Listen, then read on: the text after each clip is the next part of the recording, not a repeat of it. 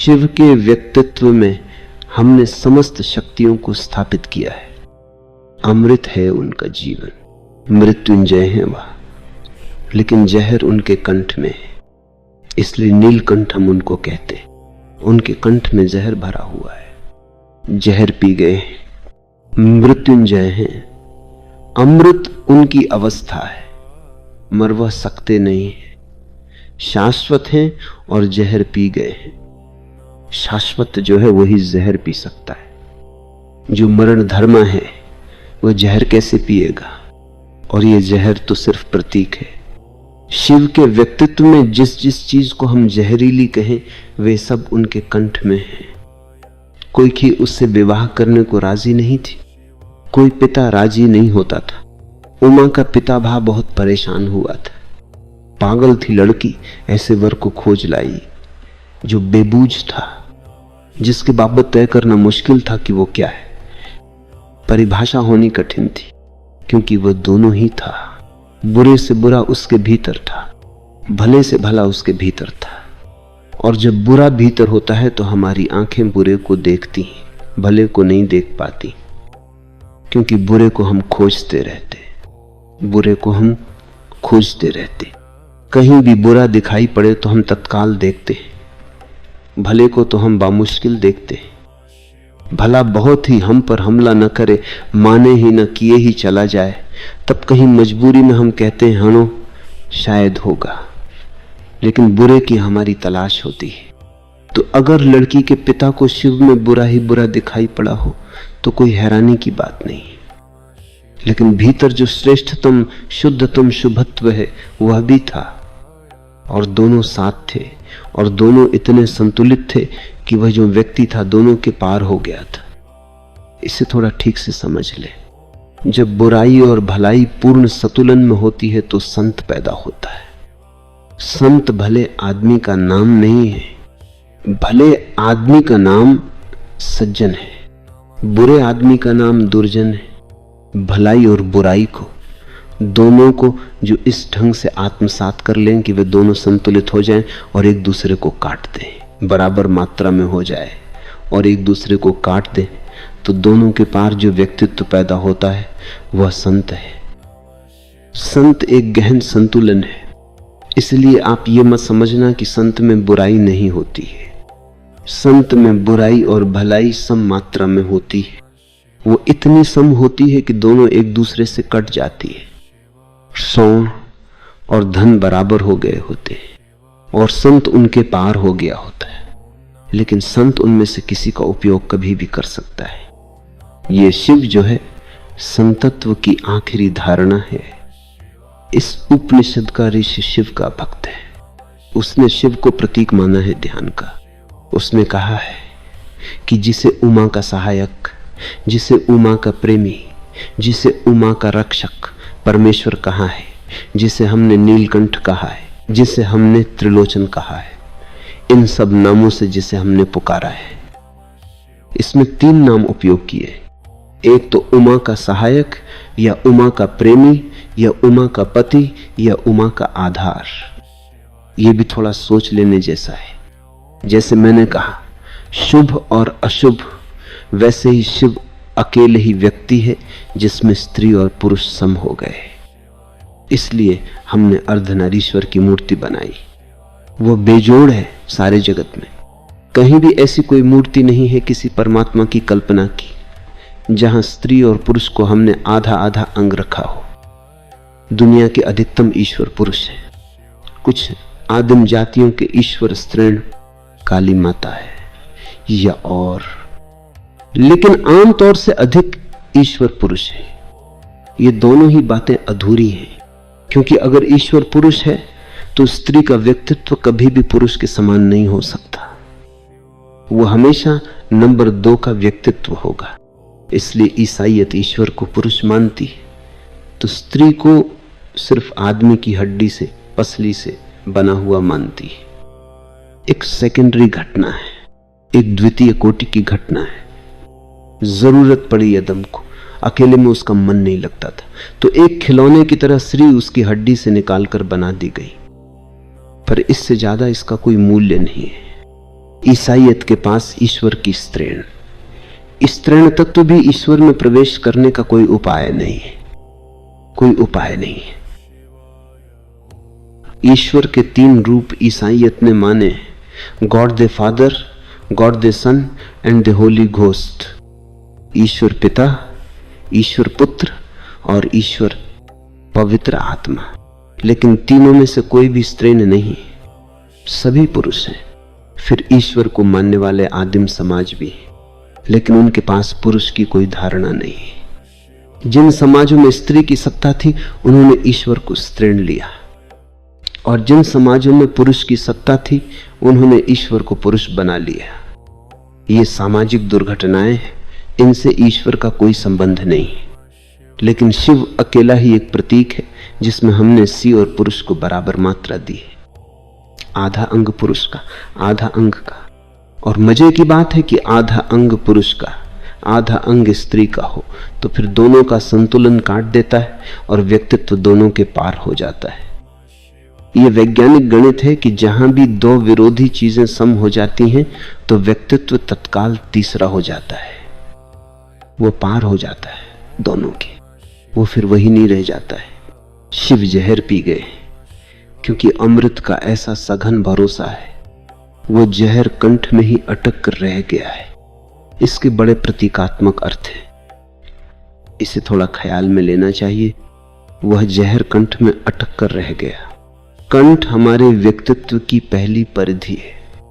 समझें कि कंठ हमारे व्यक्तित्व का द्वार है, उसके बाद ही हमारे व्यक्तित्व का महल है। वह द्वार से भीतर नहीं जा सका है जहर। लेकिन अगर हम जहर पी लें तो हम फौरन मर जाएंगे।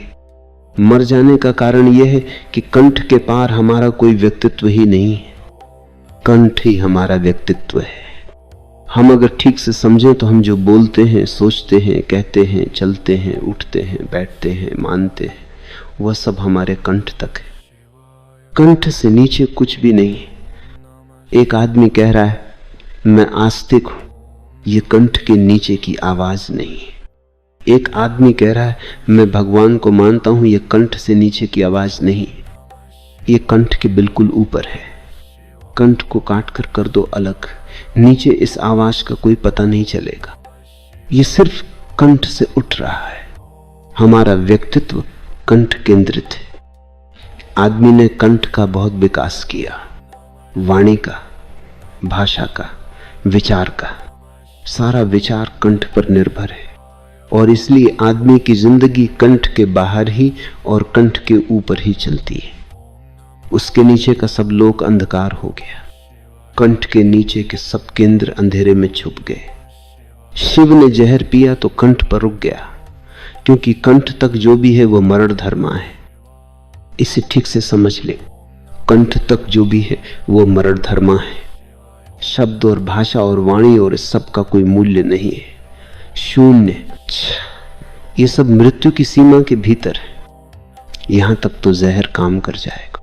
अगर कंठ के पार भी आपके पास कुछ हो तो ही आप अमृत धर्मा हो सकते हैं। शिव का जहर रुक गया कंठ में, क्योंकि वहां तक तो मृत्यु का वास है। वहां तक जा सकता है जहर, उसके पार अमृत है, उसके पार जहर नहीं जा सकता है। शिव का कंठ नीला पड़ गया है जहर के कारण। इसका एक और अर्थ भी है, वह भी हम ख्याल में ले लें। शिव के कंठ में जहर जाने के बाद, शिव के कंठ के नीले पड़ जाने के बाद वे परम मौनी हो गए। वे बोलते ही नहीं, वे चुप ही हो गए। उनकी चुप्पी बहुत अद्भुत है और कई आयामों में फैली हुई है। पार्वती की मृत्यु हो गई। शिव मान न पाए कि पार्वती भी मर सकती है। न मानने का कारण था, जिस पार्वती को वह जानते थे उसके मरने का कोई सवाल नहीं था। लेकिन जिस देह में पार्वती थी वह तो मर ही गई। तो बड़ी मीठी कथा है। ऐसी मीठी कथा कुइनिया के इतिहास में दूसरी नहीं है।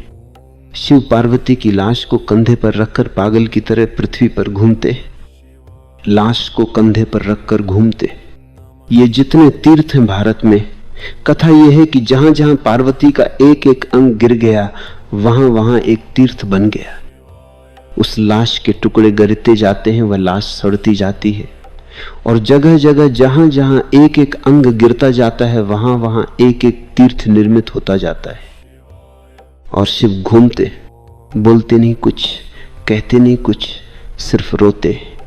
उनकी आंख से आंसू टपकते जाते हैं।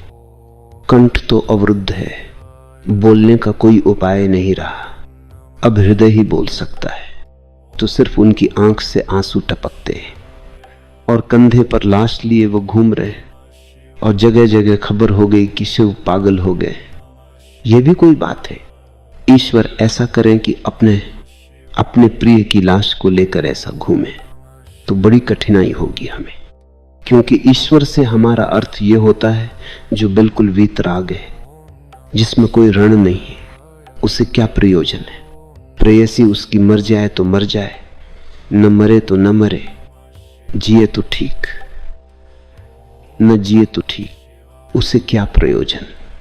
ये शिव का लेकर घूमना विचित्र मालूम पड़ता है, लेकिन शिव को समझना हो तो हमें कुछ और तरह से सोचना पड़े। शिव पार्वती के बीच इतना भी भेद नहीं है कि पार्वती को दूसरा कहा जा सके। तो विराग भी क्या हो और वितरपा भी क्या हो, राग का भी कोई सवाल नहीं है। ये पार्वती और शिव के बीच ऐसा तादाद है, ऐसी एकता है, ये शिव की और पुरुष का ऐसा जोड़ है कि हमको लगता है कि पार्वती का शरीर लेकर घूम रहे हैं। उनका सपना करीब करीब वैसा ही है जैसा मेरा एक हाथ बीमार हो जाए, गल जाए और इसको लेकर मैं घूमूं, क्या करूंगा? और इसमें कोई फासला ही नहीं है, इसमें कोई फासला ही नहीं है। और इसलिए तो ये कथा मीठी है कि पार्वती के अंग जहां जहां गिरे, इस शिव के प्रेम और शिव की आत्मीयता की इतनी गहन छाया उनमें है कि उसके सड़े हुए अंगों के स्थानों पर धर्म तीर्थ निर्मित हुए। ये धर्म तीर्थ निर्मित होने का अर्थ ही केवल इतना है।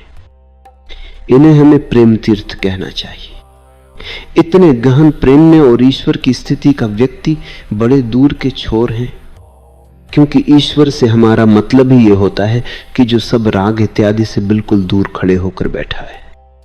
इसलिए जैन है या और कोई जो वैराग्य को बहुत मूल्य देते हैं, वे सोच नहीं सकते कि शिव को ईश्वरत्व की धारणा मानना कैसे ठीक है। वे यह भी नहीं सोच पाते कि राम को कैसे ईश्वर माना जाए, जब सीता उनके बगल में खड़ी है, एक शून्य, क्योंकि ये सीता का बगल में खड़ा होना सब गड़बड़ कर देता है।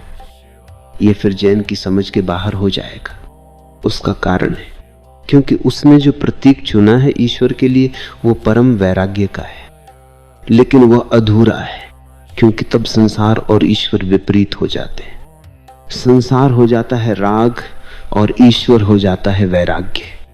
शिव राग और वैरपय दोनों का संयुक्त जोड़ है, और तब एक अर्थों में जीवन के समस्त द्वैत को संपीत कर लेते हैं। तीसरे शब्द का प्रयोग किया है, त्रिलोचन, तीन आंख वाले।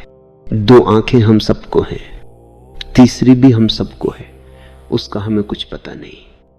और जब तक तीसरी भी हमारी सक्रिय न हो जाए और तीसरी आंख भी हमारी देखने न लगे, तब तक हम परमात्मा सत्ता का कोई भी अनुभव नहीं कर सकते।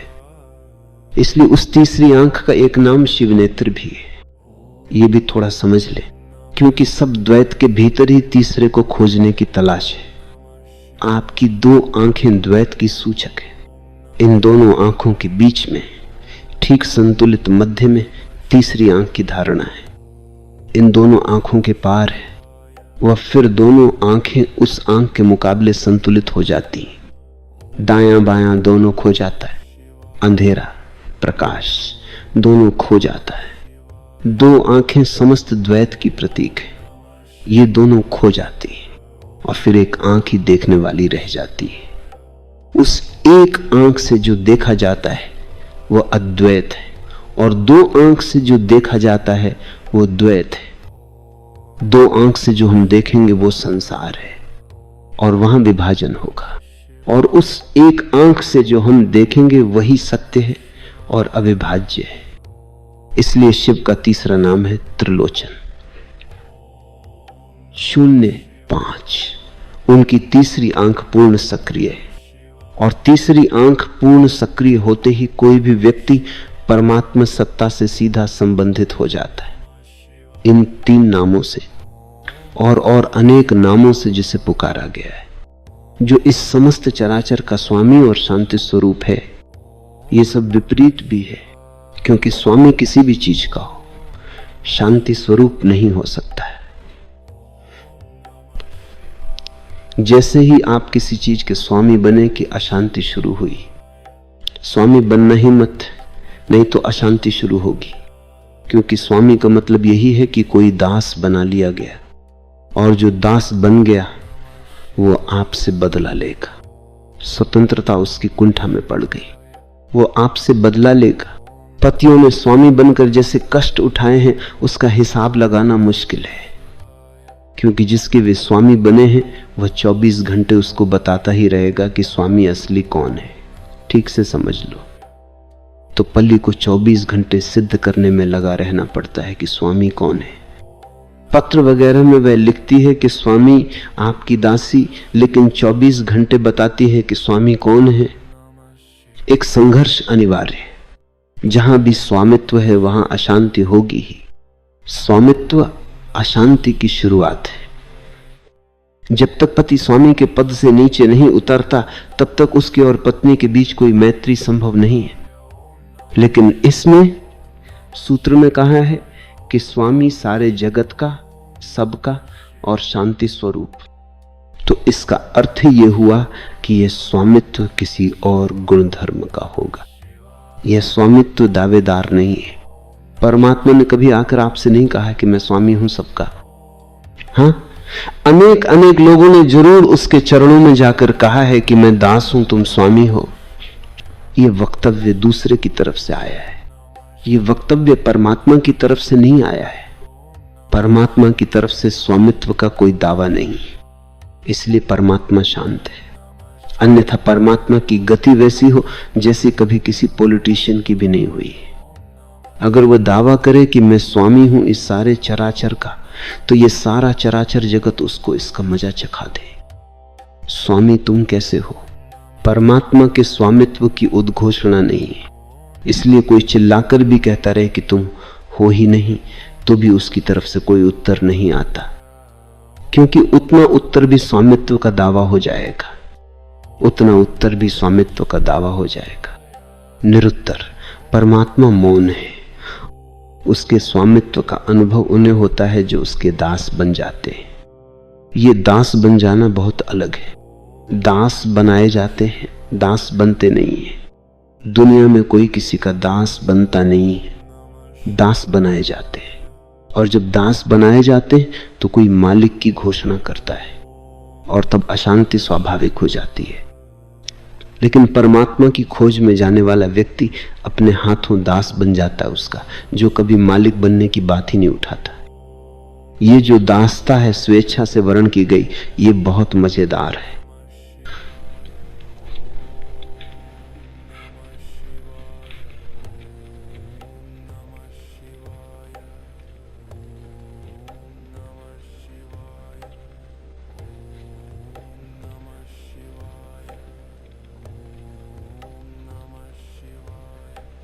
एक तो जब कोई स्वेच्छा से, अपने ही संकल्प से परमा के चरणों का दास हो जाता है, तो वो परमा को ही मालिक नहीं बनाता, वो अपना भी मालिक हो जाता है। क्योंकि अपने ही हाथ से किसी का दास बन जाना बड़ी से बड़ी मालकियत है, बड़ी से बड़ी शक्ति का सबूत है। क्योंकि चित्त राजी नहीं होता दास बनने को, बिल्कुल राजी नहीं होता। प्राण गवाही नहीं देते, सब रग रग रोआ रोआ इनकार करेगा। लेकिन कोई आदमी, और ऐसी अवस्था में जबकि परमात्मा आता नहीं कहने कि दास बनो, मिलता नहीं, मालकियत की घोषणा नहीं करता, कोई आदमी अपने ही हाथ जाता है, उसके अज्ञात चरणों में रख देता है सिर और कहता है कि मैं दास हुआ, तुम मेरे स्वामी हो। ये आदमी उसको तो मालिक बना ही रहा है। आदमी ये भी कह रहा है कि मैं अपना मालिक हूं, अपने मन का, अपने संकल्प का, अपनी वासना का, अपनी आकांक्षा का, अपनी कामना का, अपनी आत्मा का मालिक हूं। चाहूं तो ये मालकियत मेरी इतनी बड़ी है कि मैं दास भी बन सकता हूं। बिना बनाए, जो बनाए जाने से बनता है उसकी आत्मा कमजोर होती है। जो बिना बनाए बन जाता है उसकी आत्मा सबल हो जाती है। अगर मैं आपको किसी तरह गुलाम बना लूं तो मैं आपकी आत्मा को कमजोर करूंगा। अगर आप बनने को राजी हो गए जबरदस्ती में तो आपकी आत्मा टूट जाएगी, नष्ट हो जाएगी। ठीक इसके विपरीत अगर आप गुलाम बनने को राजी हो जाएं बिना किसी बनाने वाले के, तो आपकी आत्मा बलशाली हो जाएगी। मुझे ख्याल आता है निरंतर, मैं कहता रहता हूं, डायोजनीस घूमता था एक जंगल में। कुछ लोगों ने उसे पकड़ लिया। ये बहुत अद्भुत आदमी था। यूनान में महावीर के मुकाबले ये अकेला आदमी हुआ। नग्न ही रहता था। बड़ा सुंदर व्यक्तित्व था उसका, बड़ा बलशाली, गरिमावान। कुछ लोग गुलामों के बाजार की तरफ गुलाम बेचने जा रहे थे। इसको जंगल में अकेला देखकर उन्होंने सोचा कि अगर फंदे में फंस जाए तो अच्छे दाम मिल सकते हैं, ये बेचा जा सकता है बाजार में। लेकिन हिम्मत, उसको 8 आदमी भी पकड़ पाए तो मुश्किल मालूम पड़ता है। बहुत बलशाली है, बहुत गरिमावान है, आत्म प्रतिष्ठ। उनको चिंता, मशगुले में पड़े देखकर डायोजनीस ने कहा कि मालूम होता है तुम किसी चिंता में पड़े हो। अक्सर लोग मुझसे पूछने आते, किन्हीं की कोई समस्या होती है तो मैं हल कर देता हूं, अगर तुम्हारी कोई समस्या हो तो मुझे बताओ। उन्होंने कहा बड़ी मुश्किल हुई, समस्या कुछ ऐसी है कि कैसे बताएं। डायोजनीस ने कहा तुम बेफिक्री से बताओ। तो उन्होंने कहा मामला ये है, हम सोच रहे हैं कि तुम्हें गुलाम कैसे बना ले और जंजीरों में बांधकर तुम्हें हम बाजार में ले जाकर बेचना चाहते हैं, अच्छे दाम मिल जाएंगे। डायोजनीस ने कहा कि नेक इरादा है और इसमें अड़चन कुछ भी नहीं है। डायोजनीस उठकर खड़ा हो गया। ये लोग घबराए, ये आदमी खतरनाक मालूम पड़ता है। डायोजनीस ने उनका झोला निकाला, उसमें से जंजीरें निकाली, हाथ में जंजीरें बांधी, जंजीरों की लगाम उनके हाथ में दे दी और कहा कि रास्ता कौन सा है, चलो। पर उन्होंने कहा तुम ये क्या कर रहे हो? डायोजनीस ने कहा हम अपने मालिक हैं, हम गुलाम भी हो सकते, हम अपने मालिक हैं। कोई हमें इस दुनिया में गुलाम नहीं बना सकता, लेकिन हम चाहें तो बन सकते हैं, कोई हमें रोक नहीं सकता। अब तुम हमें रोक ना पाओगे, अब तुम्हें हमें ले चलना ही पड़ेगा। अब हम बाजार में बिकेंगे ही। बड़े डरते हुए, पहली दफा ऐसा हुआ कि मालिक पीछे चलने लगा और गुलाम आगे चलने लगा, और वो इतनी तेजी से चलता था, बहुत स्वस्थ आदमी था कि पसीने पसीने लथपथ हो गए। उसके साथ भागना पड़ा करीब करीब उन्हें। और कई बार उन्होंने कहा कि डायोजनीस जरा धीरे भी चलो। डायोजनीस ने कहा हम अपने मालिक हैं और हम किसी की सुनते नहीं। बाजार में पहुंच गए, भीड़ इकट्ठी हो गई। उन लोगों की इतनी हिम्मत न पड़े किसी से कहने की कि हम एक गुलाम को पकड़ लाए, बल्कि वह ऐसा मालूम पड़ा कि ये उसके कुछ सेवक वगैरह हैं। ये क्या मामला है? डायोजनीस ने कहा पागलो, घोषणा करो, बाजार उठने के करीब है। सांझ हो गई। डायोजनीस तख्ते पर उठकर खड़ा हो गया, चढ़कर, जिस पर गुलाम नीलाम किए जा रहे थे। और डायोजनीस ने चिल्लाकर जो बात कही वही कहने को मैंने ये कहानी कही। उसने चिल्लाकर कहा कि गुलामों सुनो, एक मालिक आज बाजार में बिकने आया है। ये जो मालकियत है ये कुछ और ही आयाम है चेतना का। परमात्मा के चरणों में जो अपने हाथ से गुलाम बन जाता है उसकी मालकियत का हिसाब लगाना मुश्किल है, लेकिन परमात्मा सबका स्वामी और शांति स्वरूप है। उसके स्वामित्व में कोई अशांति नहीं है, क्योंकि कोई दावा नहीं। समस्त भूतों का मूल कारण और साक्षी है। सभी भूत उससे निष्पन्न होते हैं, प्रकट होते हैं, उसमें लीन होते हैं, और इन सबके जीवन में जो भी घटित होता है वह उसका देखने वाला भी है, वह उसका साक्षी भी है। इसे थोड़ा ख्याल में लेना उचित होगा, क्योंकि एक मौलिक धारणा है। पश्चिम के धर्म कहते हैं कि परमात्मा नियंता है, कंट्रोलर है। पूरब का धर्म कहता है परमात्मा साक्षी है, विटनेसेस है, क्योंकि परमात्मा अगर नियंता है तो उसे प्रतिपल अपनी मालकियत की घोषणा करनी पड़ेगी। अगर वह नियंता है तो उसे घड़ी घड़ी हिसाब रखना पड़ेगा कि तुम क्या कर रहे हो, ये मत करो। इसलिए हम यहूदी ईश्वर की भाषा सुने। हमें बहुत कठोर मालूम पड़ेगी कि मैं जला दूंगा, मैं आग लगा दूंगा, मैं मिटा डालूंगा, अगर तुमने ऐसा किया तो नरकों में सड़ाऊंगा। इस तरह की भाषा यहूदी ईश्वर के मुंह में डाली गई, क्योंकि वह नियंता है। कहता है तुमने अगर ऐसा किया है तो मैं उसका बदला तुम्हें ये चुकाऊंगा। लेकिन ऐसी भाषा भारतीयों ने कभी ईश्वर के मुंह में डालने की कल्पना भी नहीं की है, क्योंकि बेहूदी है। और अगर नियंता मानते हैं तो फिर इस तरह की भाषा उसके मुंह में रखनी पड़ेगी। अगर नियंता मानते हैं तो फिर चाहे कितने भद्र शब्दों में रखें, ये भाषा उसके मुंह में रखनी पड़ेगी। फिर वह घड़ी घड़ी हर चीज में कहेगा ये करो और ये मत करो, और जो ऐसा करेगा उसे ये मिलेगा, और जो ऐसा नहीं करेगा वह दंड पाएगा। वो 24 घंटे ईश्वर जो है वो एक पुलिस फौज हो जाएगा, एक नियंत्रक शक्ति हो जाएगी। जो केवल साक्षी है वो केवल देखता है तुम क्या कर रहे हो। वो इतना भी नहीं कहता कि ये मत करो, वो सिर्फ देखता है। और उसका सिर्फ देखना काफी नहीं है तो कहना क्या है, कहना भी क्या करेगा। पर साक्षी उसे कहने का बहुत गहरा कारण है, और वह गहरा कारण साधना से जुड़ा है। अगर आप भी अपने जीवन के नियंता न रहकर साक्षी हो जाएं तो आप ईश्वरत्व को उपलब्ध होने शुरू हो जाएंगे। हम सब अपने जीवन के नियंता हैं। ये बुरा विचार नहीं आना चाहिए, ये अच्छा विचार आना चाहिए, ये करना चाहिए, ये नहीं करना चाहिए। हम नियंता हैं।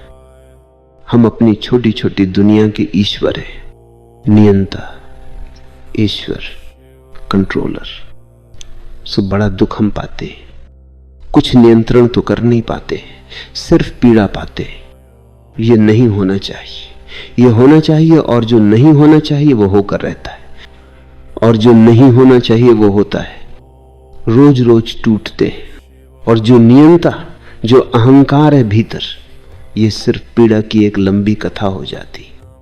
नहीं, अपनी अपनी छोटी दुनिया में एक एक आदमी भी अगर साक्षी हो जाए, वो सिर्फ जाने कि ऐसा हो रहा है, रोके ना, बाधा न डाले, अच्छे बुरे का हिसाब न करे, सिर्फ देखता रहे। अगर बिल्कुल निष्पक्ष हो ये दर्शन तो बुरा भी गिर जाता है और भला भी गिर जाता है। इस निरीक्षण के समक्ष न बुरा दिखता है न भला दिखता है, दोनों गिर जाते हैं। इस निरीक्षण की साक्षी की क्षमता व्यक्ति में पैदा हो जाए तो ही उसे पता चलता है कि इस विराट विश्व के भीतर परमात्मा किस अवस्था में होगा। वह साक्षी की अवस्था में होगा। छोटा छोटा परमात्मा हमारे भीतर है, छोटी छोटी शून्यता हमारे चारों तरफ है।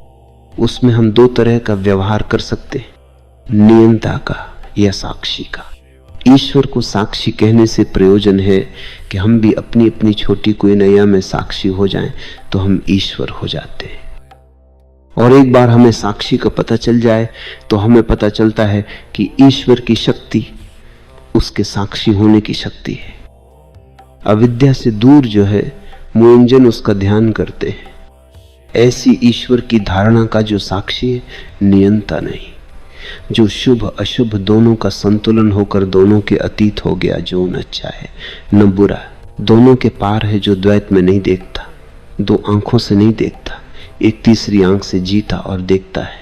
एक अद्वैत की दृष्टि जहां एकमात्र अनुभव रह गई है, ऐसे ईश्वर की धारणा, ऐसे ईश्वर का ध्यान, ऐसे ईश्वर में समाधि मुक्तजन करते हैं। तो अगर ईश्वर की धारणा ही बनानी हो, बिना धारणा बनाए चल जाए तो बहुत शुभ। अगर धारणा ही बनानी हो तो फिर बहुत सोचकर, बहुत वैज्ञानिक धारणा बनानी चाहिए। और ये जो कहा गया है बहुत सोचकर, बहुत वैज्ञानिक है, और इससे छलांग लगाने में कठिनाई नहीं पड़ेगी, क्योंकि साक्षी में छलांग का सूत्र छिपा हुआ है। जिस चीज के भी हम साक्षी हो जाए उससे हमारा तादात्म्य निर्मित नहीं हो पाता, उसके साथ हम एक नहीं हो पाते, उससे हम दूर बने रहते हैं। अगर ये ईश्वर की धारणा का भी सहारा लें और इसके भी साक्षी बने रहें तो शीघ्र ही इस धारणा के भी पार उठ जाने में अड़चन ना आएगी। सीढ़ी छूट जाएगी और संसार से हम उस दूसरे संसार में छलांग लगा लेंगे, जिसे ब्रह्म कहें, ईश्वर कहें, मोक्ष कहें, निर्वाण कहें या जो भी कहना चाहें। शिव का अर्थ है शुभ।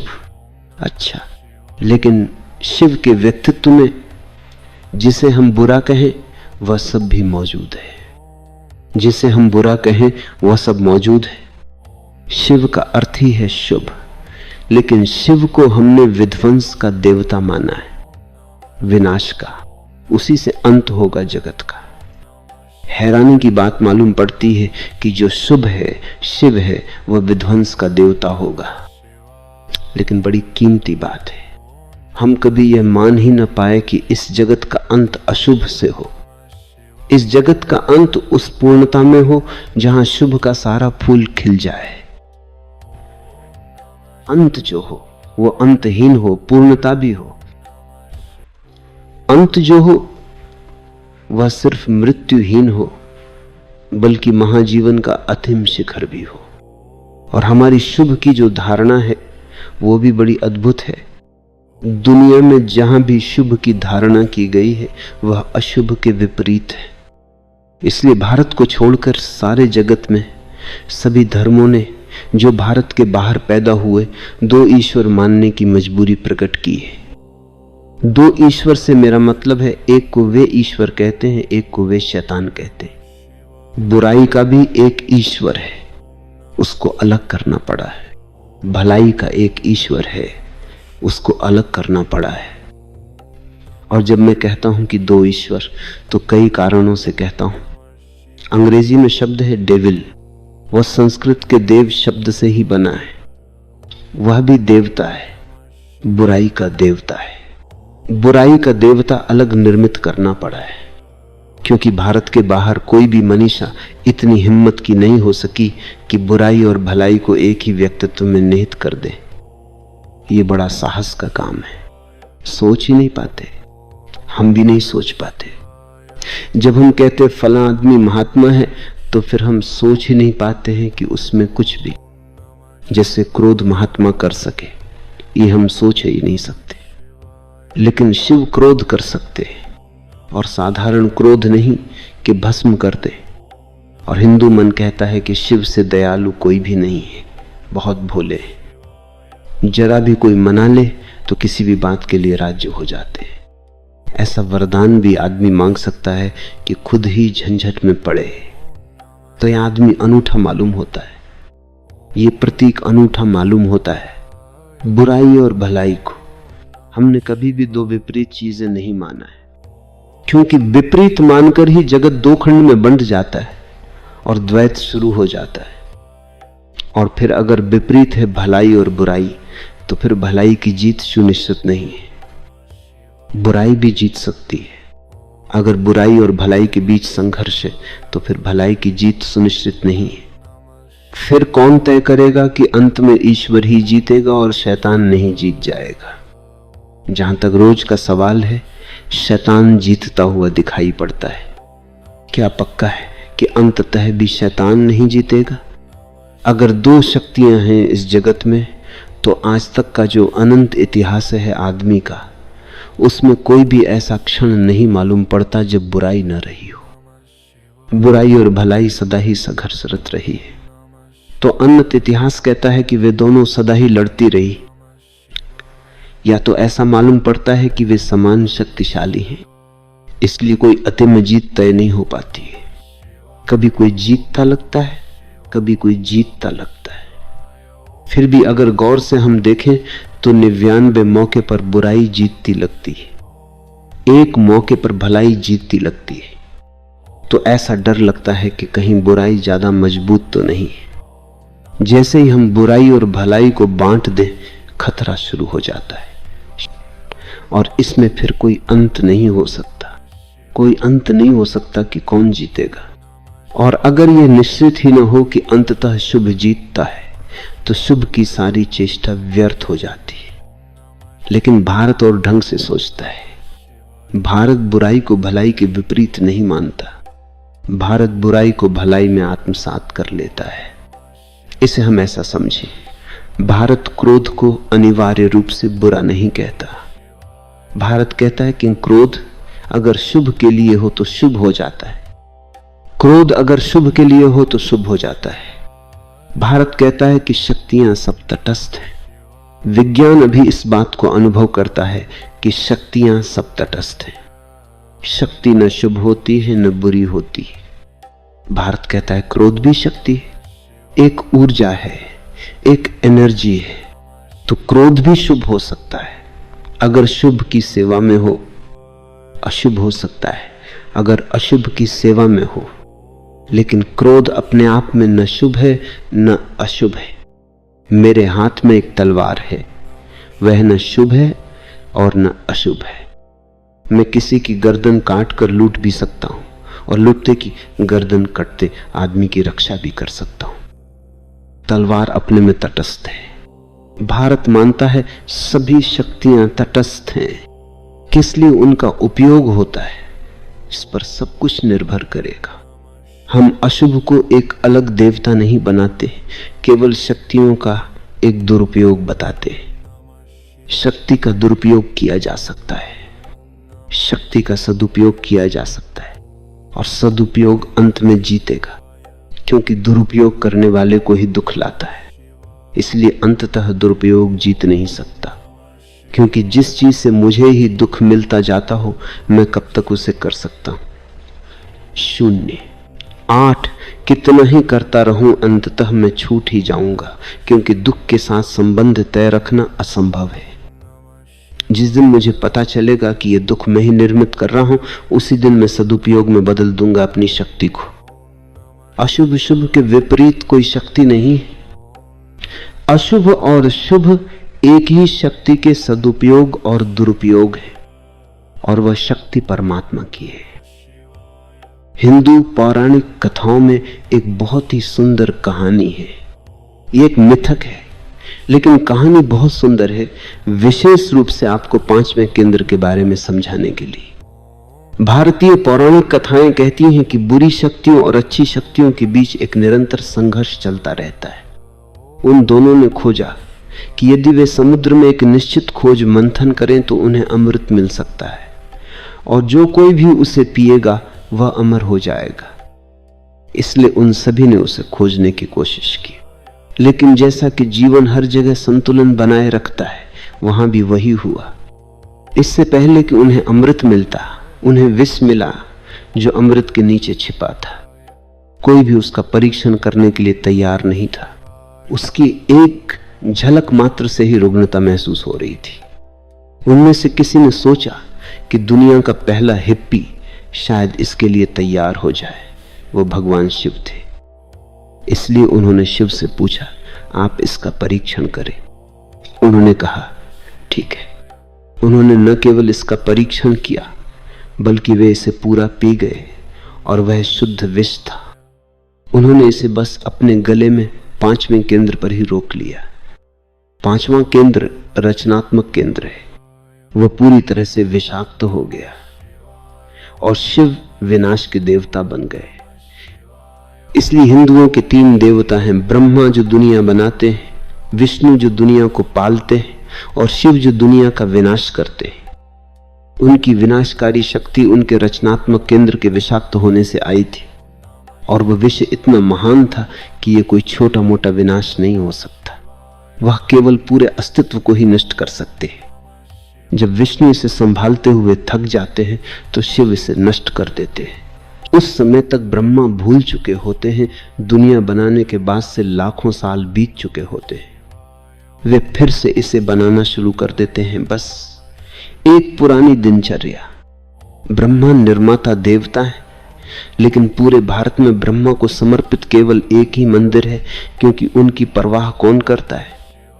उन्होंने अपना काम कर दिया है, उनसे अब कुछ भी कहना व्यर्थ है। विष्णु के लाखों मंदिर हैं, क्योंकि वे पालनहार देवता हैं। कृष्ण और राम सभी विष्णु के ही अवतार हैं, लेकिन शिव की बराबरी कोई नहीं कर सकता। शिव के पास किसी और की तुलना में कहीं अधिक मंदिर और शिवालय हैं। वह एक हिप्पी है, इसलिए उन्हें बहुत बड़े मंदिरों या किसी विशेष चीज की जरूरत नहीं है। बस कहीं भी किसी भी पेड़ के नीचे बस एक गोल अंडाकार आकार का पत्थर रख दे और वो ज्यादा कुछ नहीं मांगते, बस कुछ पत्तियां, फूल भी नहीं। आप वहां कुछ पत्तियां चढ़ा सकते हैं, उनके सिर पर पानी की कुछ बूंदें, बस उन्हें ठंडा रखने के लिए। इसलिए लोगों ने यंत्र बना लिए, वे उनके सिर के ऊपर एक छोटा सा बर्तन लटका देते हैं जिससे बूंद बूंद पानी टपकता रहता है। ये उन्हें शांत रखता है ताकि वे किसी से नाराज न हो और दुनिया को नष्ट न करें। हर कोई उनसे डरता है, इसलिए स्वाभाविक रूप से उनके पास कहीं अधिक उपासक और मंदिर हैं। हर छोटे गांव में आपको कम से कम 1 दर्जन शिव मंदिर मिल जाएंगे, क्योंकि उनमें कुछ भी खर्च नहीं होता। कोई भी गरीब आदमी इसे वहन कर सकता है और उसे इसकी चिंता करनी ही पड़ती है, क्योंकि शिव विनाश कर सकते हैं। उन्हें संतुष्ट रखो, और वह ज्यादा कुछ नहीं मांगते, बस उनका सिर ठंडा रखे। फूल महंगे होते हैं, लेकिन कोई भी 2 पत्तियां और उनकी पूजा पूरी हो जाती। शिव दुनिया के विनाशक बन गए क्योंकि उनके 5वें केंद्र ने अस्तित्व के पूरे विश्व को अपने भीतर समाहित कर लिया था। यह हमारा रचनात्मक केंद्र है, इसीलिए प्रेमियों में रचनात्मकता के प्रति एक निश्चित रुझान होता है। जब आप प्रेम में पड़ते हैं तो आपको अचानक कुछ रचने का मन करता है। यह बहुत करीब है।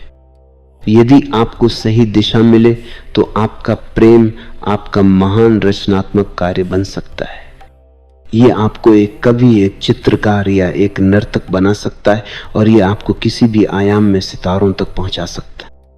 शिव की जगह जगह पूजा हो रही है, लेकिन शिव पूजा की बात नहीं है, शिवत्व उपलब्धि की बात है। वह जो शिवलिंग तुमने देखा है बाहर मंदिरों में, वृक्षों के नीचे, तुमने कभी ख्याल नहीं किया उसका आकार ज्योति का आकार है, जैसे दिए की ज्योति का आकार होता है। शिवलिंग अंतर ज्योति का प्रतीक है। जब तुम्हारे भीतर का दिया जलेगा तो ऐसी ही ज्योति प्रकट होती, ऐसी ही शुभ्र, यही रूप होता उसका। और ज्योति बढ़ती जाती है, बढ़ती जाती है, और धीरे धीरे ज्योतिर्मय व्यक्ति के चारों तरफ एक आभा मंडल होता है। उस आभा मंडल की आकृति भी अंडाकार होती है। रहस्यवादियों ने तो इस सत्य को सदियों पहले जान लिया था, लेकिन इसके लिए कोई वैज्ञानिक प्रमाण उनके पास नहीं थे। लेकिन अभी रूस में एक बड़ा वैज्ञानिक प्रयोग चल रहा है, किरलियन फोटोग्राफी। मनुष्य के आसपास जो ऊर्जा का मंडल होता है, अब उसके चित्र लिए जा सकते हैं। इतनी सूक्ष्म फिल्में बनाई जा चुकी हैं जिनसे न केवल तुम्हारी देह का चित्र बन जाता है, बल्कि देह के आसपास जो विद्युत प्रकट होती है उसका भी चित्र बन जाता है। और किरलियन चकित हुआ है, क्योंकि जैसे जैसे व्यक्ति शांत होकर बैठता है, वैसे वैसे उसके आसपास का जो विद्युत मंडल है उसकी आकृति अंडाकार हो जाती है। 08 उसको तो शिवलिंग का कोई पता नहीं, लेकिन उसकी आकृति अंडाकार हो जाती है। शांत व्यक्ति जब बैठता है ध्यान में तो उसके आसपास की ऊर्जा अंडाकार हो जाती है। अशांत व्यक्ति के आसपास की ऊर्जा अंडाकार नहीं होती, खंडित होती है, टुकड़े टुकड़े होती है। उसमें कोई संतुलन नहीं होता, एक हिस्सा बड़ा एक हिस्सा छोटा, कुरूप होती है। शिवलिंग ध्यान का प्रतीक है, वह ध्यान की आखिरी गहरी अवस्था का प्रतीक है। हमने शंकर की प्रतिमा को, शिव की प्रतिमा को अर्धनारीश्वर बनाया है। शंकर की आधी प्रतिमा पुरुष की और आधी स्त्री की, यह अनूठी घटना है। और जो लोग भी जीवन के परम रहस्य में जाना चाहते हैं, उन्हें शिव के व्यक्तित्व को ठीक से समझना ही पड़ेगा। और सब देवताओं को हमने देवता कहा है, शिव को महादेव कहा है। उनसे ऊंचाई पर हमने किसी को रखा नहीं। उसके कुछ कारण हैं, क्योंकि उनकी कल्पना में हमने सारा जीवन का सार और कुंजियां छिपा दी हैं। अर्धनारीश्वर का अर्थ ये हुआ कि जिस दिन परम संभोग घटना शुरू होता है, आपका ही आधा व्यक्तित्व आपकी पत्नी और आपका ही आधा व्यक्तित्व आपका पति हो जाता है। आपकी ही आधी ऊर्जा स्त्रीण और आधी पुरुष हो जाती है ही वैसा। और इन दोनों के भीतर जो रस और जो लीनता पैदा होती है, फिर शक्ति का कहीं कोई विसर्जन नहीं होता। अगर आप बायोलॉजिस्ट से पूछें आज, तो वह राजी है। वे कहते हैं हर व्यक्ति दोनों है, बाइसेक्सुअल है। वो आधा पुरुष है, आधा स्त्री। होना भी चाहिए, क्योंकि आप पैदा एक स्त्री और एक पुरुष के मिलन से हुए, तो आधे आधे आप होना ही चाहिए। अगर आप सिर्फ मां से पैदा हुए होते तो स्त्री होते, सिर्फ पिता से पैदा हुए होते तो पुरुष होते। लेकिन आप में 50% आपके पिता और 50% आपकी मां मौजूद है, तो आप आधे आधे होंगे ही। आप न तो पुरुष हो सकते हैं न स्त्री हो सकते हैं, अर्धनारीश्वर है। बायोलॉजी ने तो अब खोजा है इधर 50 वर्षों में, लेकिन हमने अर्धनारीश्वर की प्रतिमा में आज से कम 50,000 साल पहले इस धारणा को स्थापित कर दिया। और ये धारणा हमने कोई बायोलॉजी जीव शास्त्र के आधार पर नहीं खोजी, ये हमने खोजी योगी के अनुभव के आधार पर। क्योंकि जब योगी भीतर लीन होता है, तब वो पाता है कि मैं दोनों हूं, प्रकृति भी और पुरुष भी। मुझ में दोनों मिल रहे हैं। मेरा पुरुष मेरी प्रकृति में लीन हो रहा है, मेरी प्रकृति मेरे पुरुष से मिल रही है। उनका आलिंगन अबाध चल रहा है, वर्तुल पूरा हो गया है। मनोवैज्ञानिक भी कहते हैं कि आप आधे पुरुष हैं और आधे स्त्री हैं। आपका चेतन पुरुष है, आपका अचेतन स्त्री है। अगर आपका चेतन स्त्री का है तो आपका अचेतन पुरुष है, और उन दोनों में एक मिलन चल रहा है। जगत द्वंद्व से निर्मित है, इसलिए आप दो होंगे ही। आप बाहर खोज रहे हैं स्त्री को, क्योंकि आपको भीतर की स्त्री का पता नहीं। आप बाहर खोज रहे हैं पुरुष को, क्योंकि आपको भीतर के पुरुष का पता नहीं। और इसीलिए कोई भी पुरुष मिल जाए तृप्ति न होगी, कोई भी स्त्री मिल जाए तृप्ति न होगी, क्योंकि भीतर जैसी सुंदर स्त्री बाहर पाई नहीं जा सकती। और आपके पास, सबके पास एक ब्लूप्रिंट है, वो आप जन्म से लेकर घूम रहे हैं। इसलिए आपको कितनी ही सुंदर स्त्री मिल जाए, कितना ही सुंदर पुरुष मिल जाए, थोड़े दिन में बेचैनी शुरू हो जाती है। लगता है कि बात बन नहीं रही। सभी प्रेमी असफल होते हैं, क्योंकि बात बननी करीब करीब असंभव है। वह जो प्रतिमा आप भीतर लिए हैं, वैसी प्रतिमा जैसी स्त्री आपको अगर कभी मिले तो शायद तृप्ति हो सकती है, लेकिन वैसी स्त्री आपको कहीं मिलेगी नहीं। उसके मिलने का कोई उपाय नहीं, क्योंकि जो भी स्त्री आपको मिलेगी वह किन्हीं पिता और मां से पैदा हुई, और उन पिता और मां की प्रतिच्छवि उसमें घूम रही है। आप अपनी प्रतिच्छवि लिए हुए हैं हृदय के भीतर। जब आपको अचानक किसी को देखकर प्रेम हो जाता है, तो उसका कुल मतलब इतना होता है कि आपके भीतर जो प्रतिच्छवि है उसकी ध्वनि किसी में दिखाई पड़ गई, बस। इसलिए पहली नजर में भी प्रेम हो सकता है। अगर किसी में आपको वह बात दिखाई पड़ गई जो आपकी चाह है। चाह का मतलब जो आपके भीतर छिपी स्त्री या पुरुष है, किसी में वह रूप दिखाई पड़ गया जो आप भीतर लिए घूम रहे हैं, जिसकी तलाश है। चीन में एक पुरानी कथा है कि जब पहली दफा पृथ्वी पर परमात्मा ने स्त्री और पुरुष को बनाया, तो उन दोनों को इकट्ठा पैदा किया। वे जुड़े थे, ठीक जुड़वा तभी अर्थ होता है, वे जुड़े थे, अर्धनारीश्वर थे। लेकिन इससे बड़ी अड़चन होती थी, काम धाम दोनों को साथ जाना पड़ता, दो शरीर साथ धोने पड़ते। तो उन्होंने प्रार्थना की कि हमें अलग अलग कर दें, सुविधा रहेगी। सुविधा की दृष्टि से परमात्मा ने उन्हें अलग अलग कर दिया। अलग अलग होकर इतनी बड़ी पृथ्वी पर अनंत अनंत जन्मों में वे खो गए। प्रेम अपने उस जुड़वा हिस्से की तलाश।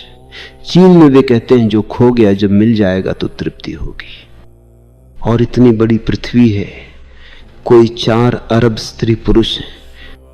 आप खोज रहे हैं अपनी स्त्री को, कोई खोज रहा है अपने पुरुष को। 0 5 खोज चल रही है जन्मों जन्मों में। जो भी मिलता है उससे ही तृप्ति नहीं होती। मिलना करीब करीब असंभव मालूम पड़ता है। 4 अरब में संयोग की ही बात है, कभी उससे मिलना हो जाए जिससे आपकी तृप्ति हो जाए। ये कथा प्रीतिकर है, कथा ही है, पर प्रीतिकर है, अर्थपूर्ण है। मेरे हिसाब से वो मिलना कभी भी नहीं होगा जब तक आपकी आंख भीतर न जाए। भीतर वह स्त्री मौजूद है, उस स्त्री और आपके भीतर के पुरुष के मिलने की कला ही योग है। और जिस दिन ये मिलन घट जाता है उस दिन आपकी शक्ति खोती नहीं, ब्रह्मचर्य उत्पन्न होता है। इसलिए मेरी ब्रह्मचर्य की धारणा निषेध की धारणा नहीं है, त्याग की धारणा नहीं है, परम भोग की धारणा है। और मेरी बात को गलत समझना बिल्कुल आसान है। और मैं जो कह रहा हूं उसमें योग को देखना बहुत कठिन है, भोग देखना बिल्कुल सरल है। इसलिए मुझे रोज गालियां पड़ती रहती हैं कि मैं लोगों को भोग सिखा रहा हूं। एक अर्थ में गालियां सही है, भोग मैं सिखा रहा हूं, लेकिन परम भोग, सारा योग, सारा तंत्र, सारा धर्म वही सिखाता है। परमात्मा को मैं परम भोग कहता हूं, वह परम संभोग का अनुभव है। अपने ही भीतर द्वंद्व खो गया, द्वैत खो गया, अद्वैत पैदा हो गया। आलिंगन अद्वैत है, जहां दो मिट जाते हैं और एक बचता है। बाहर की स्त्री से ऐसा अद्वैत कभी भी नहीं सधेगा, दो बने ही रहेंगे। क्षण भर को भूलेंगे भी दूसरे को तो क्षण भर बाद फिर याद आ जाएगी। संभोग के क्षण में भी आप हैं, पत्नी पत्नी है, मिलते हैं, कहीं छूते हैं, लेकिन मिल नहीं पाते। इसलिए सभी संभोग के पीछे एक तिक्त स्वाद मुंह में छूट जाता है कि जैसे कोई चीज असफल हो गई, बस करीब करीब पहुंच गए थे फिर खो गया। इसलिए फिर संभोग की आकांक्षा जगती है, लेकिन कोई संभोग तृप्त नहीं करता, क्योंकि कोई संभोग समाधि नहीं बन सकता, तड़पाता है। लेकिन जिस दिन भीतर के स्त्री पुरुष का मिलन हो जाता है उस दिन बात समाप्त हो गई। उस दिन बाहर अब कोई खोज नहीं है, अब कोई दूसरा न बचा, द्वंद्व मिटा, निद्वंद्व हुए, द्वैत मिटा, अद्वैत घटा, अद्वैत यानी परम आलिंगन। और ऐसा जो व्यक्ति है शिवलिंग जैसा हो गया, अपने भीतर वर्तुलाकार पूर्ण हो गया, अपने ही भीतर रस आत्मरमण होने लगा, जिसका स्वसंभोग शुरू हुआ। ऐसा व्यक्ति कोई भी ऊर्जा नहीं खोता। आपको पता है कि ऊर्जा खोने के लिए नुकीले बिंदु चाहिए। आपके शरीर की विद्युत अंगुलियों से खो सकती है, सिर से नहीं खो सकती, क्योंकि कोई भी चीज जो गोलाकार है वहां से ऊर्जा को खोने का उपाय नहीं मिलता, जगह नहीं मिलती जहां से वह खो जाए। जनेंद्रिय से ऊर्जा खो सकती है, जनेंद्रिय विशेष आयोजन है ऊर्जा को खोने का। ये आपको समझ ही लेना चाहिए कि शरीर के दो हिस्से हैं।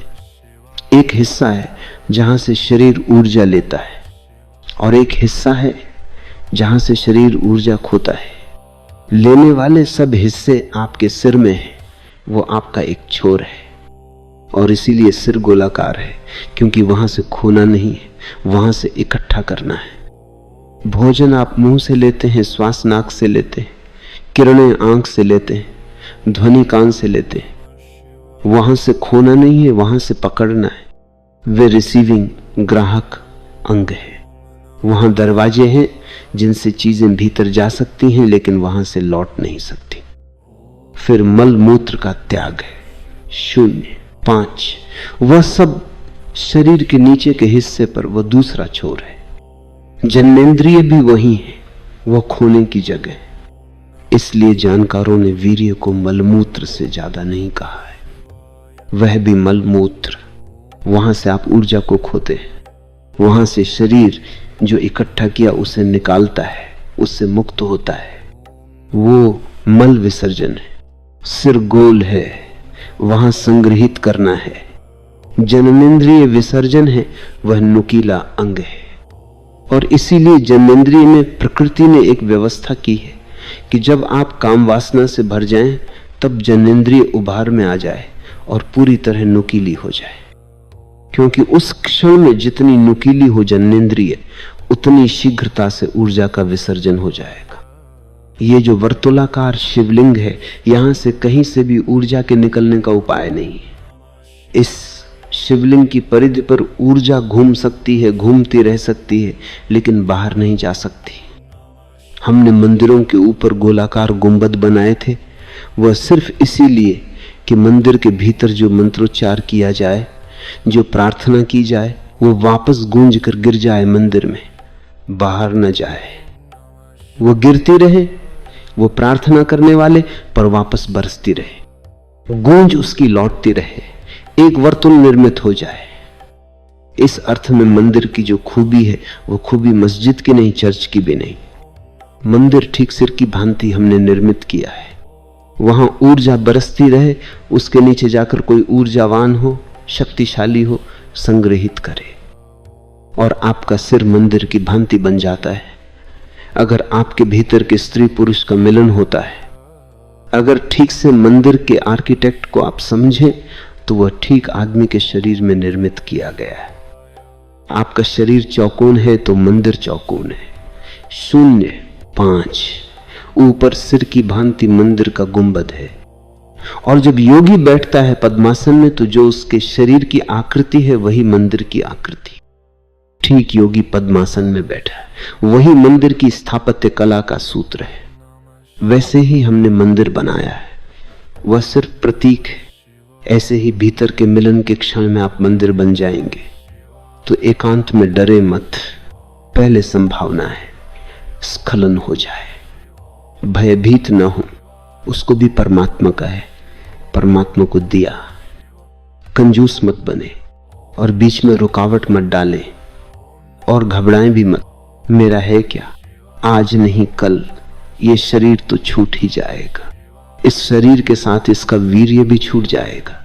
उसको कहां ले जाइएगा। ये बड़े मजे की बात है कि तथाकथित साधु सन्यासी समझाते हैं, धन इकट्ठा मत करो क्योंकि यही छूट जाएगा, लेकिन वीर्य इकट्ठा करो।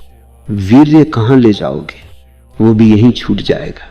वो शरीर का अंग है, तुम उसे ढो नहीं सकते, तुम उसे ले जा नहीं सकते। तो अगर स्खलन भी हो जाए तो घबराना मत, अपराध से मत भरना, क्योंकि अपराध से भरे कि ध्यान वहीं रुक जाएगा। उसको परमात्मा ने दिया, परमात्मा ने लिया, धन्यवाद देना और अपने ध्यान में लीन हो जाना। जल्दी ही स्खलन रुक जाएगा, क्योंकि स्खलन होता ही इसलिए है कि तुमने जबरदस्ती रोका है। जब तुम रोकोगे ही नहीं, स्खलन बंद हो जाएगा, और शीघ्र ही वह घड़ी आएगी जब तुम्हारा प्रेमी, तुम्हारा प्रेम पात्र भीतर मिलेगा। तो चाहे काम हो, चाहे क्रोध हो, चाहे कोई भी वेग हो, ध्यानी को उसे दूसरे से नहीं जोड़ना है। संसार का यही अर्थ है, मेरे भावावेगों के लिए दूसरा जरूरी है। 0, 6 संन्यास का यही अर्थ है, मेरे भावावेगों के लिए मैं अकेला काफी हूं। ये अकेले होने का नाम ही संन्यास है। और अगर तुम्हारे भावावेगों के लिए तुम्हें दूसरे की जरूरत पड़ती है, तो फिर तुम संन्यास में कैसे प्रवेश करोगे। न तो घर छोड़कर जंगल जाना है, न पत्नी छोड़कर भाग जाना है, लेकिन वेगों की, भावावेगों की निर्भरता को छोड़ देना है। तुम अकेले अपने मालिक हो जाओ, तुम स्वयं हो सको। दूसरा आवश्यक नहीं है होने के लिए। इसका यह मतलब भी नहीं है कि फिर तुम पत्नी को प्रेम न कर सकोगे। तुम कर सकोगे, लेकिन वह स्वतंत्र व्यक्तित्व का दान होगा। उसकी गरिमा अनूठी है, अलग है।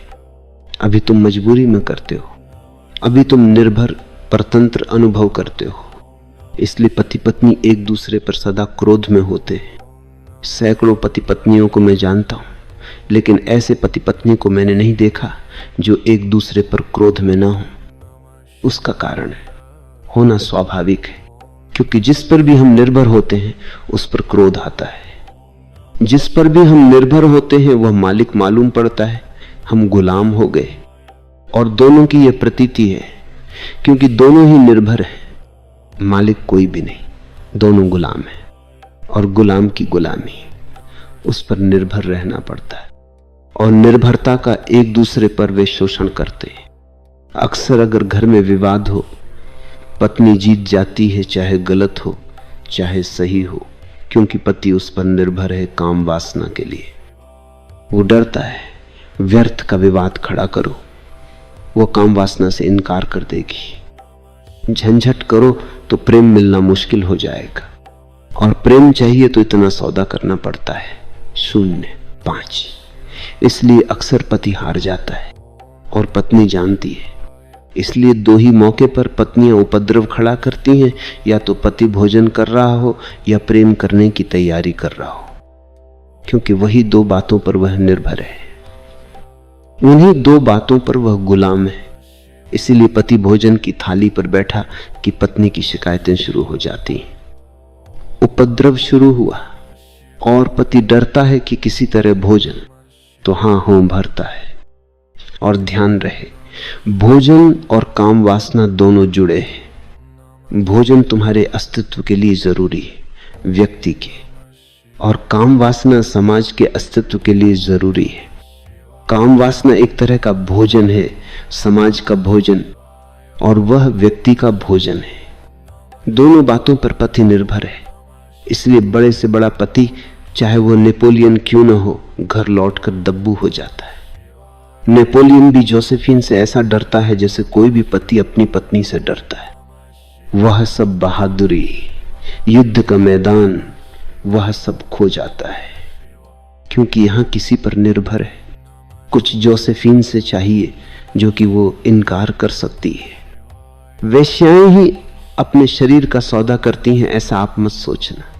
पत्नियां भी करती हैं, क्योंकि ये सौदा हुआ कि इतनी बातों के लिए राजी हो जाओ तो शरीर मिल सकता है, नहीं तो नहीं मिल सकता। शरीर चाहिए तो इतनी बातों के लिए राजी हो जाओ।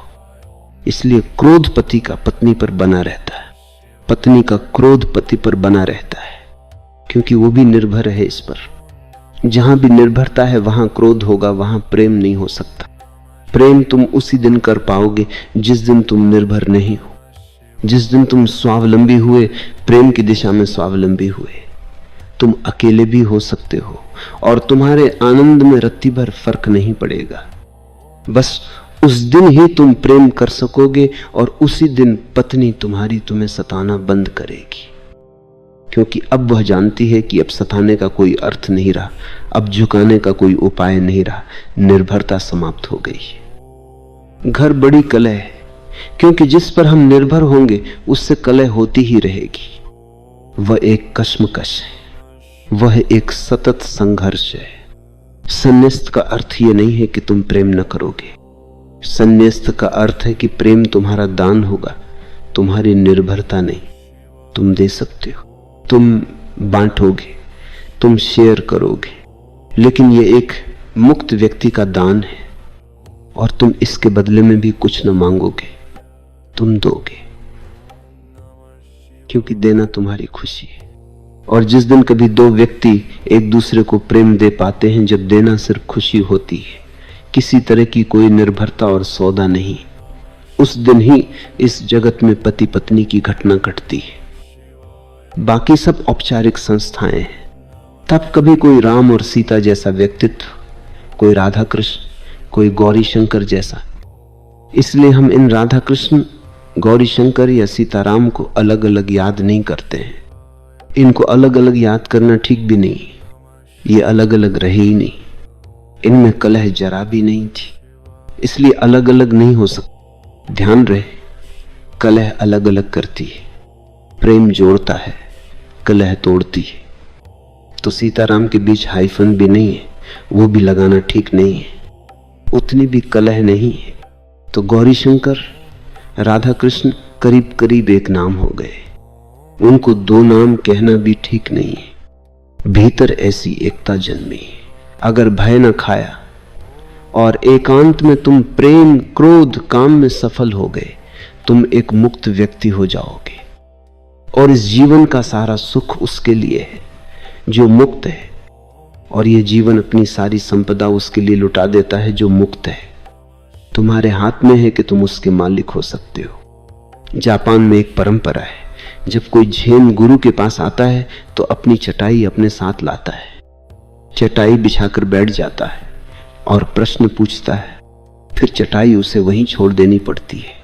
फिर वो आता है रोज, जब भी उसके पास प्रश्न होते अपनी चटाई पर बैठकर प्रश्न पूछता है। ऐसा कभी वर्षों लग जाते हैं। फिर जिस दिन वह थक जाता है इस पूछने और इस उत्तर पाने से, और जिस दिन उसे साफ दिख जाता है कि यह सब व्यर्थ है, वह अपनी चटाई को गोल करके दबाकर निकल जाता है। वो जिस दिन चटाई गोल करता है उस दिन गुरु कहता है, आशीर्वाद, कर ली चटाई गोल। वह चटाई गोल करना प्रतीक है। अब थक गया पूछ पूछ कर, सुन सुन कर। अब ये पूछना सुनना बंद करता हूं। उस दिन से ध्यान शुरू होता है। तो जिस दिन तुम चटाई गोल करोगे, एकदम अपनी चटाई लेकर भागने लगोगे, और मैं तुम्हें रोकूंगा कि पूछ लो और तुम कहोगे कि नहीं, उस दिन मेरा आशीर्वाद। तुम पूछना चाहते हो, पूछने की हिम्मत नहीं जुटाते, इसलिए मैं तुम्हें कहता हूं पूछ लो। उत्तर देता हूं ताकि तुम और पूछो। तुम्हें थकाना है, तुम्हें भली भांति थकाना है, तुम्हें इतना थका देना है कि तुम एकदम गिर पड़ो और कहो कि बस नहीं कोई प्रश्न, नहीं कोई उत्तर। उस क्षण में तुम्हारे ध्यान की पहली किरण उतरेगी। उस क्षण मन से तुम थकोगे। उस क्षण तुम मन को डाल सकोगे कोने पर और कहोगे कि अब अनुभव चाहता हूं, उत्तर नहीं। अब समाधान चाहता हूं, उत्तर नहीं। समाधान तो समाधि में है।